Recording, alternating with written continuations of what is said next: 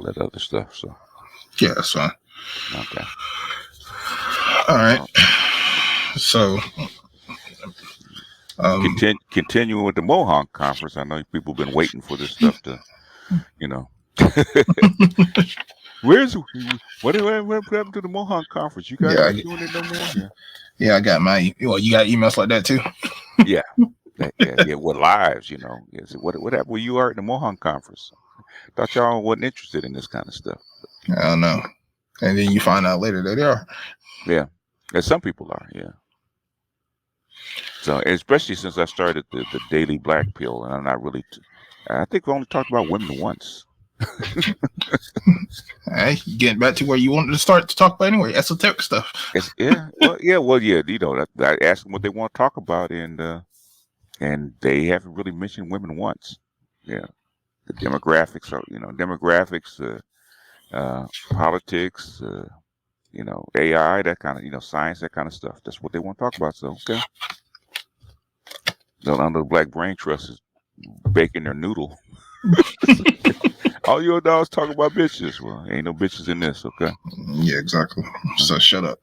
Mm-hmm. All right. So, basically, this is going to be talking from the Reverend A.D. Mayo. He was invited to talk with the Mohawk conference, so this is his introduction. We're going to talk about, and it's just going to give you some insight from what I got from it. Is pretty much how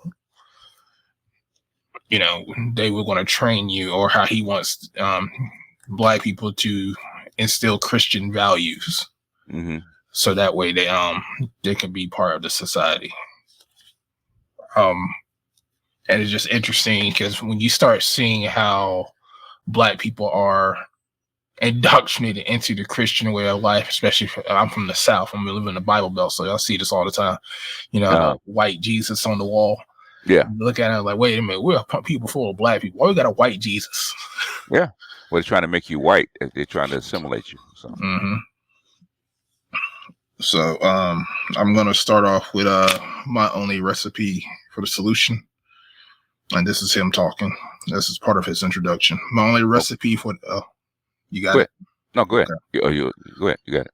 All right. My only recipe for the solution of all these problems, he's talking about what the Negroes' problems are in the country, that still divide the country, is putting on a judicial and resolute Christian attitude of mind that insists on looking at all the facts of the case, setting them in their proper relations, all the time searching for the elements of progress, which are vital centuries. It seems to me that the great portion of the misunderstanding and conflict at the present is the result of the patriarchal inability in the masses of the people who rise to this position in the mischievous persistence of too many preternacity of too many public opinion elsewhere, in keeping with the national mind engrossed with the temporary and unessential facts of the case. Okay, with no disposition to misrepresent or misunderstand anybody, I respond to your call to tell my experience as an observer of the Southern situation, especially as it concerns to the Negro citizen in the 16 Southern states of the Union, as I have seen him during a virtual residence in these states for the past 10 years. So these will be his accounts, because I didn't mean to ask you, what did your thoughts when you read a little bit about this? Kind of a paternal look, that he had. When I thought that, he's coming, like I said, what he's saying is, he's trying to, what they're trying to do is actually figure out how to make the Negro citizen of the former slaves into white people, basically, and how to do it. What the drawbacks are. Okay. And so it would seem that thoughtful Christian people might at least endeavor to realize that the simple gospel of doing as they would be done by in the judgment of each other. In other words, he's making appeal. In other words, a Christian appeal. do unto others as you want have them do unto you. Right? Yeah. In the judgment of each other, in an affair so momentous, where mistakes are fraught with such mournful possibilities as in this great discussion. It is easy to see how much of the difficulty comes from the inability to put oneself in the place of his opponent. In other words, basically, put your walk in that other person's shoes from the vantage point of the Negro, right? If if you got a differing want to interject, you can stop me. Would it not be possible for a larger number of our foremost Southern leaders in church, state, and society to try to appreciate the motives and the temper of the loyal people of the North in the great act of conferring full American citizenship on the Negro after his emancipation 25 years ago? So I guess he's saying, even though you're emancipated, you haven't. I think there's something Martin Luther King was saying. Even Malcolm X was saying. I was just listening to one of his speeches. Okay, you haven't fully granted him full citizenship. Yeah, in other words, same access as other citizens get. What did you think? Yeah, that's exactly what you're saying. Because once you go further on, you understand what he's talking about when it comes to that. And go ahead. I do not defend any injustice, tyranny, reckless experimenting with government itself, like the experimenting what they did in slavery. They use people as test subjects to do stuff too, stuff like that. That's what he's talking about there. Follow that act. No thoughtful man defends such things today, but I do hold that no true conception of this matter can be had by any man who honestly believes that the exaltation of the Negro to full American citizenship, whether an act of sectional revenge, a narrow and furious partisan policy, or a reckless experiment of an excited sentimentalism. Yeah, in other words, an act of revenge. In other words, by making the Negro citizen, it's an act of revenge on the South for trying to secede. Yeah, because that was part of the reason, other than to get freeing the Negro, hurt the South. So freeing them, giving the same status will cause, also known as segregation, separate but equal. But then you saw what happened after that. Yeah. If ever people in a great national emergency acting under a solemn sense of responsibility to God, humanity, patriotism, or Republican institutions, I believe that the convention of the loyal Northern people that shaped the acts of Reconstruction is entitled to this judgment and will so abide in history. Saying North is more in line with trying to free the slaves in the South. That would make sense. Yeah. North didn't have to need them as a labor force, so not as much as the South. Yeah. It was the most memorable. Separate right there. Memorable testimony of the national government just recused from desperate popular institutions recorded in the annuals of mankind. But it must acknowledge that they're very notable of the act that conferred the highest earthly distinction of full American citizenship of the nation of newly emancipated slaves of an alien race, involved in the penalty of the great injustice to its object. So he goes on. I'm sorry, go ahead. No, go ahead. No, it was in it. Okay, you got a comment on it? No, unless you got something to say about it. Okay, it was inevitable that the nation, having committed itself to a daring experiment, in other words, freeing your slaves, and making them citizens, would watch its success from an ideal point of observation. So, for the past 20 years, one misfortune of the Negro citizen has been that the portion of the country that won his freedom and lifted him to this proud eminence could do no otherwise than judge him out of his own lofty expectation. In other words, we freed you. We gave you an opportunity, without training. So when you've been bondage for 300 years, we're gonna free you. Now go out and be a white person like we are. Okay. Pick yourself up by your bootstraps. Pick yourself up by your bootstrap. You're a white person now. Act like it. Okay, piecing out it's almost complete ignorance of any similar people or situation. In other words, it's never been done before in history. By repeated drafts or boundless hope, an almost childlike trust and a deep religious faith, proven by the cheerful giving of $50 million and a sacrifice of the service of noble men and women of priceless value in an effort to realize the great expectation of the nation. In other words, they spent a lot of money, a lot of time, a lot of people trying to make this experiment of integrating former slaves, former chattel into the American family, and they're trying to figure out what went wrong. And they did it over a span of 25 years. So yeah. In other words, in 25 years, you're supposed to go from slaves to citizen, slaves to equals. And so I guess they're trying to figure out what happens. Okay, again, it is more than plain justice than the leading mind of the loyal North that saved the Union to nationality and freedom in 1865. Another kept it together. Okay, should endeavor to represent itself to the actual point of view of the Southern people concerning the act of this Reconstruction. In other words, they differ. We don't. They see differently as they probably would. My property is now equal to me. Hell no. Equal to hell no. Then, and to a great extent, in the present time, I know that the most painful lesson of history is the difficulty of such comprehension of an aristocratic form of society by a people for a century trained in the school of a proud and successful democracy.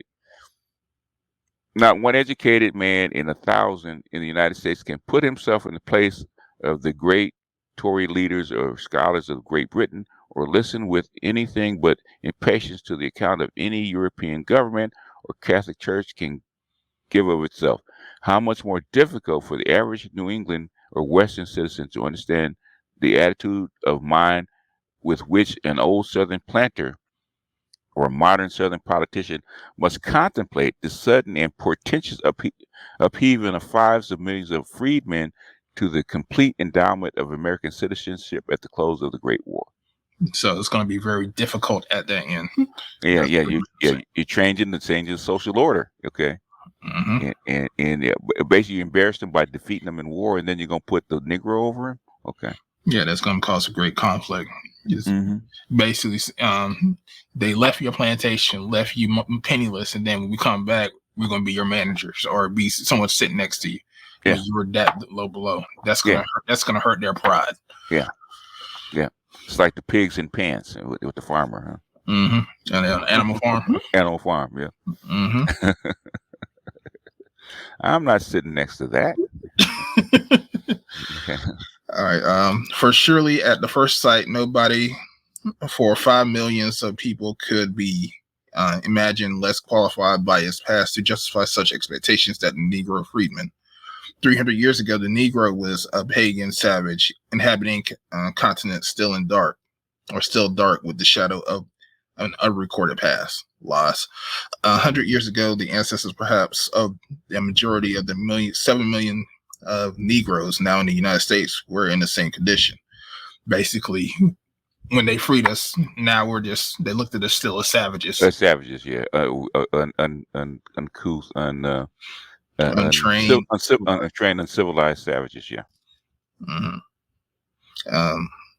Of no people on the face of the earth is little known today as of the African ancestors of the American Negro. Of various tribes, nationalities, and characteristics, perhaps with an ancestry as varied as the present inhabitants of the European nationalities, these people were cast into the state of cast into the state of slavery, which confounded all previous conditions and only recognized the native ability for each man or woman in the survival of the fittest, in the struggle for the existence on the plantation and in the household. Yeah, they come from ancestry to brutality and the survival of the fittest, which is the state of primitive nature, and a struggle for struggle for existence on the plantation and in the household. In other words, under, as the Northerners call it, brutal slavery, and they just came out of that. Yeah. Yeah. What you call that? Be just with the men and women always fighting each other for power in the household. Yeah. Yeah. So, and said, once more, it has never been realized by the loyal North what it is evident to every intelligent Southern man, what a prodigious change had been wrought in this people during its years of bondage. In other words, how they were trained and how they were conditioned in these years of bondage, because the North never saw it, the brutality of slavery. Okay, and how without the schooling of this era, the subsequent elevation of the emancipated slaves to full American citizenship would have been an impossibility.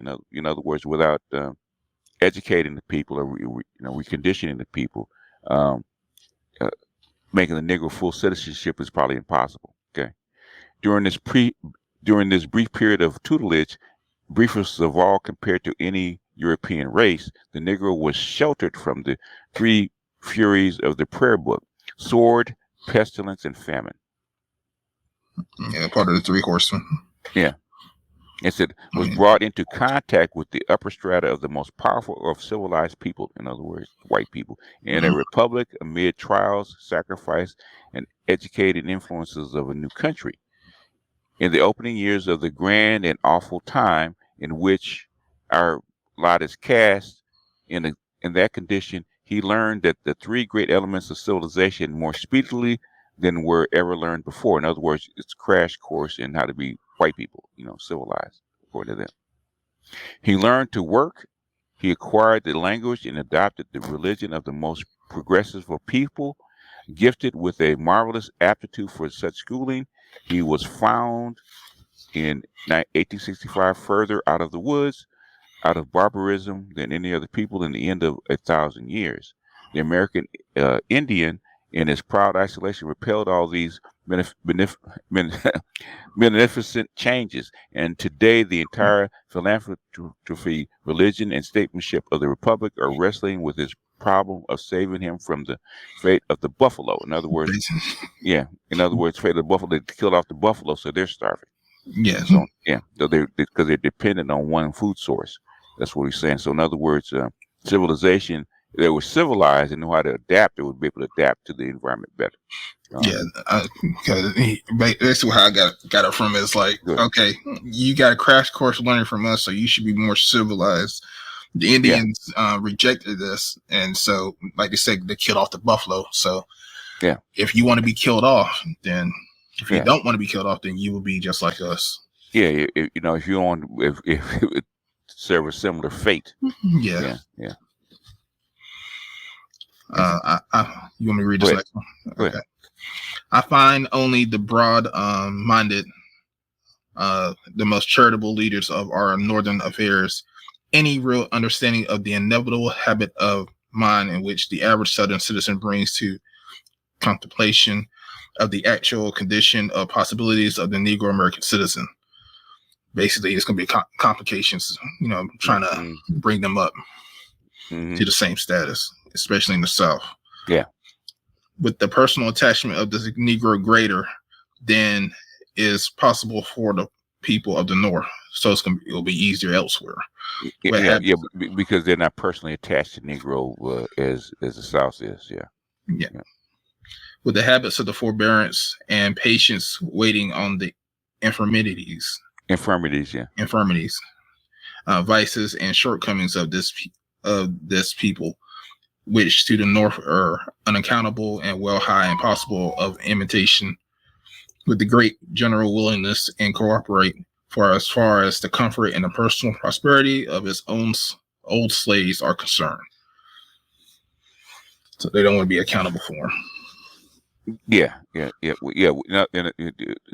other words, the shortcomings and vices of the former slaves are unaccountable because they never had to deal with it. Okay, and impossible to imitate because, like I said, it wasn't part.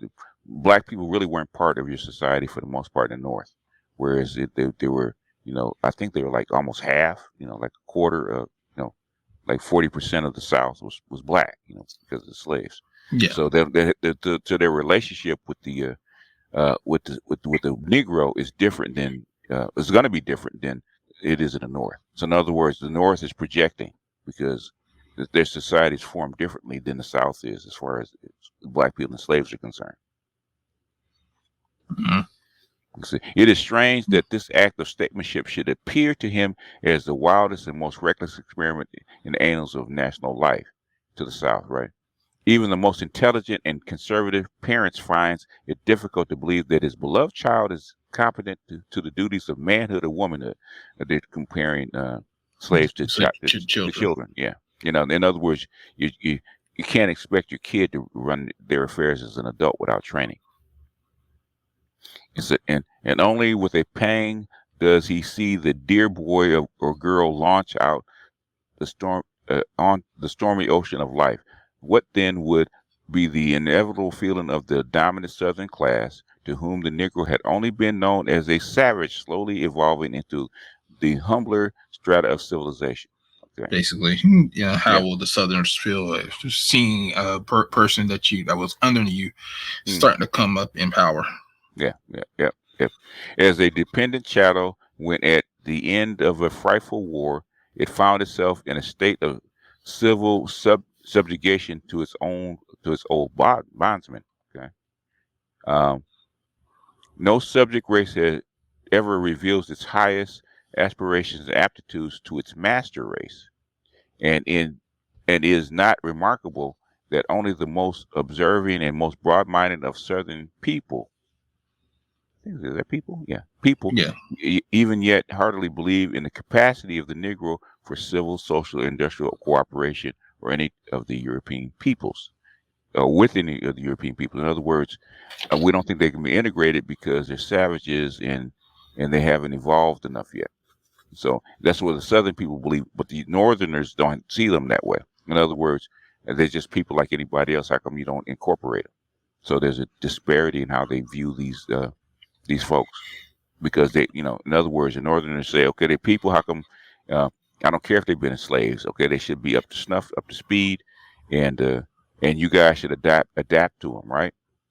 You see them as human beings, as equal human beings. But the Southerners have been looking down on them for 300 years. They've been looked as this animal, or children at best, right?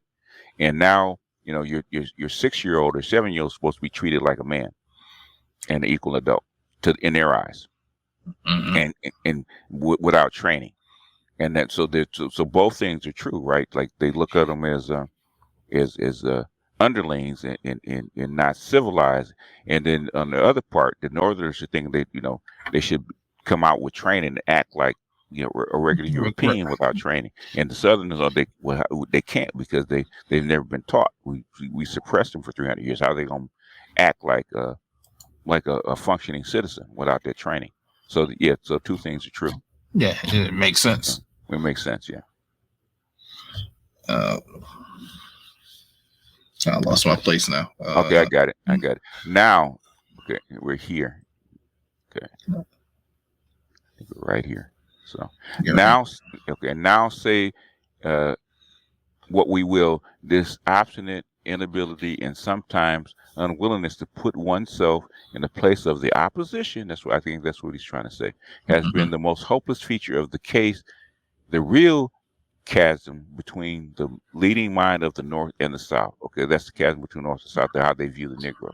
Okay, I think that's what they're saying. Yeah. So today, while even the partisan politics seems to pause in uncertainty on the steep edge of a dark abyss, when noble and humane people all over the country seem to be falling into despondency, when the ominous twilight threatening a storm is peopled by all the birds of his ill omen, and the hearts of men are shaken with fear. Basically, with all the stuff they got going on, we're trying to do this. That's what I got from it. And then a lot of people are afraid about what's going to happen when the Negro is at snuff. Yeah. The uncertainty of the future. Yeah, because we did that, and the cost of actually, taking, because that's expensive, man. Taking 4 or 5 million uneducated Negroes and trying to educate them and integrate them into into the society and into the economy, and make them equal. Okay, and that's that in other words, it took 1,000 years for the European to become European, and you're trying to make the Negro European in 20 years after suppressing them for 300.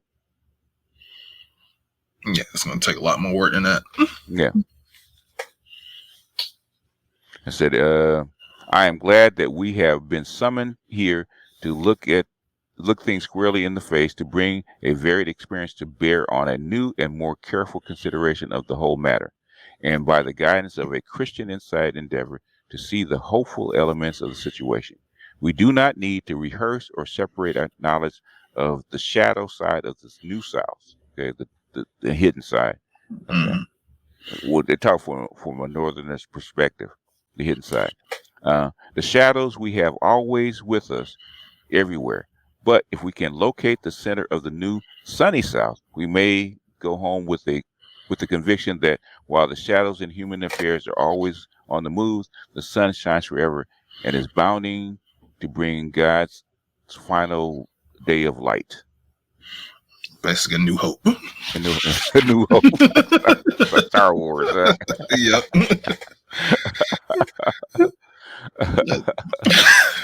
The pivotal question on which the vast problem turns is: has the Negro in the American experience demonstrated a capacity for self-developing American citizenship? I leave out the estimate at present, the exceptional people of the race, and look for the answer to the average Negro, which that's actually smart. You always have exceptional people. You all have an exception. Yeah, we always look at the exceptions, right? Jay-Z, anybody? Yeah, but where your group core is going to be at that bell curve in the middle. Yep. As I see him in the southern states, for I suppose nobody believes that the full American citizenship is possible as the permanent condition of any people destitute of this capacity for self-dependent manhood or womanhood. Basically saying that, you don't think they can get full citizenship because they've been in bondage for so long. Mm-hmm. And they have been on their own. It's an experiment. Is it possible to do this? Yeah. The child race, Negroes, must be cared for by the parental organization of society, white people. Mm-hmm. And the element of paternalism and just what every good American citizen declares he will not have in his government. In lieu of that, the extemporize or permanent social public opinion of an unwritten law will take its place and do its work. If the Negro, as so many Southern people believe, is only a perpetual child, sorry, I got separated there. Perpetual child capable of a great deal that is useful and interesting, but is destitute for the capacity for the one thing needful that lifts the subject of parental up to the citizen of the Republic government, then the thing to do is to leave him into the care of the superiors. Basically, go back to the plantation. Mm-hmm. Yeah, or be a sharecrop under the leadership of a white person, right? Yeah, it's funny how that comes up. Mm-hmm. In the South, who certainly know the side of him far better than the people of the North. Yeah, that's what they were saying earlier. Yeah. Mm-hmm. And whatever mistakes on the side of the occasional severity may be made, will in the end do the best for his permanent estate. In fact, nothing seems more evident to me than the practical inability of the national government to essentially change the status of its 7 million Negro citizens, except through the national aid to education. So, excuse me.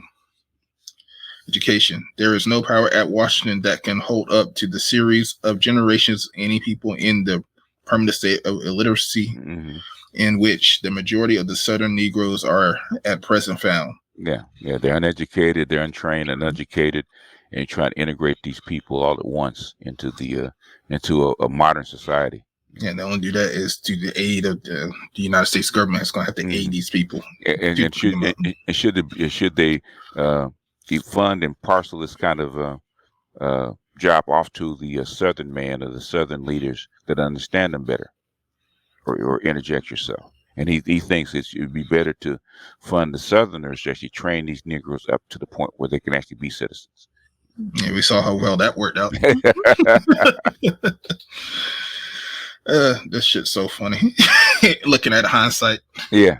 Well, yeah, they didn't know. You know, it's an experiment. Yeah. This illiteracy is simply a mixture of ignorance, superstitions, shiftlessness, vulgarity, and vice. The general and state governments aided all the while by private benevolence and missionary veil can surround these people with the environment and valuable opportunities. Indeed, in many respects, they are now environed. In other words, they're surrounded by. They're now in the environment. Yeah. With such helps and encouragements as no race of European lineage has enjoyed at a similar stage in its history. Yeah. In other words, you got a modern state and a modern education that are trying to pull you up faster. You inject it because at a similar stage, basically, there wasn't anything for Europeans like 1,500 years ago. You know, there were no schools, there were no peoples or government to actually help educate them and bring them up. So in other words, there's an advantage that the Negro has that no other races had. That's what he's trying to say. They're trying to pat themselves on the back. In other words, this is an opportunity for the Negro. Yeah, we're giving you opportunity we never had. Yeah. Basically, that's what it's saying. You know, like the parents tell the children, Negro, you better be satisfied with this. I'm giving you shit. I didn't grow up with no computers, no video games. Okay, exactly. You better stop crying. But the test this question has the Negro on the whole during his entire life of 300 years on the American soil indicated his power to appreciate as such opportunities for the full American citizenship as are now vouchsafed to him in a gracious providence. Yeah. Parent. Yeah. Basically, yeah. In other words, yeah, we've given you this opportunity for full American citizenship, which in other words, take this gift and take this opportunity of education to become modern, civilized white people. Yeah, but by your gracious northern proponents, right?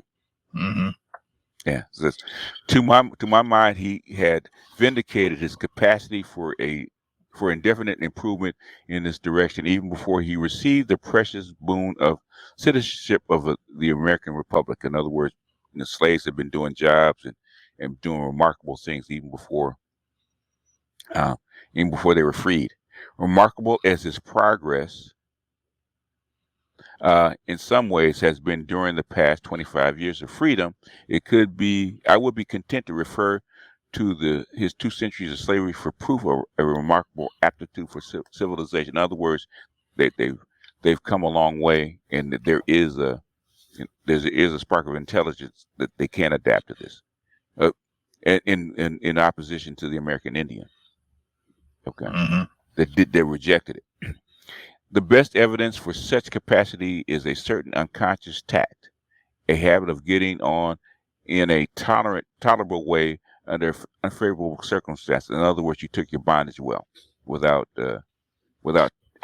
complaint or without too much fuss. Okay, the turning his sunny and adaptive side to hard bondage, you happy-go-lucky Negro, you know how it is. We're singing in the fields. Okay, and the eager adaptation and taking on of all helps to a better state of living. Contemplate for a moment this people landing from an African slave ship on our shores. Contrast the status of the American Negro with his imperfections in 1865. When he appeared, the last comer that has stepped over the threshold of higher civilization and begun the upward career. Just by being in America, you're already up in the world. Yeah. In other words, in other words, but then they would say this. Remember, they were saying the same thing in the Kerner Commission.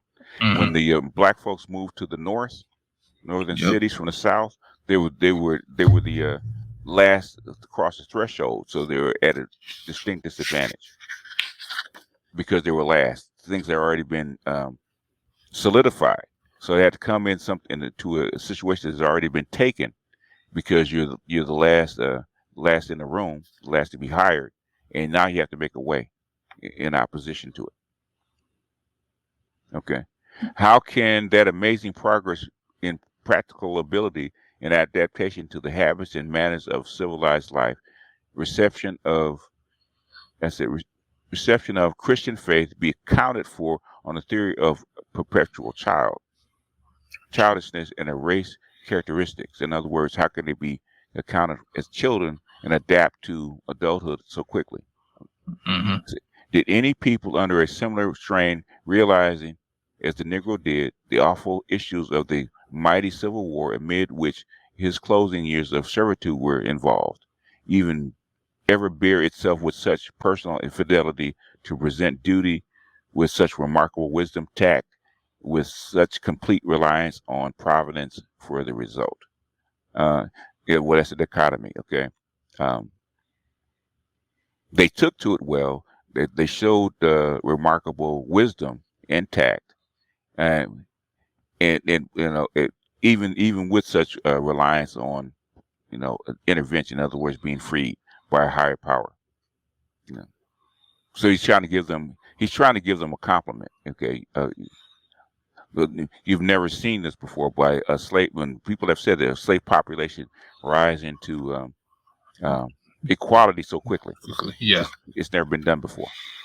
Yeah, they've always said that about black people. That's all I've always heard. We were the fastest growing educated class of any people that were subjugated. Yeah, because you look at the Russian peasants, man. It took them 300-400 years, and they still were treated like peasants, even the Soviet Union. It took a revolution. I can stop here. Stop here. Yeah, because I got what's your time like? Got like 30 more minutes before I go to work, so I can get dressed and all that. Okay. All right, we can stop here. So we're gonna at 41. With Bishop Haygood. Okay, with Bishop Haygood. Okay. All right. We'll stop here. Okay, and we got about 35 minutes in. So yeah, that's not too bad. It's not too bad. So that'll give you a taste. So we'll see if this works out. If you guys like it, give us a thumbs up. I know people prefer live where they can actually interact. I may put this up as a pre-recorded premiere or something like this. You guys actually type in the chat, put the chat up, so you guys can actually interact. But give us a thumbs up if you like it. If not, we'll think of something else. But in the meantime, this is me and Art, and we are signing off. See you later, guys. All right.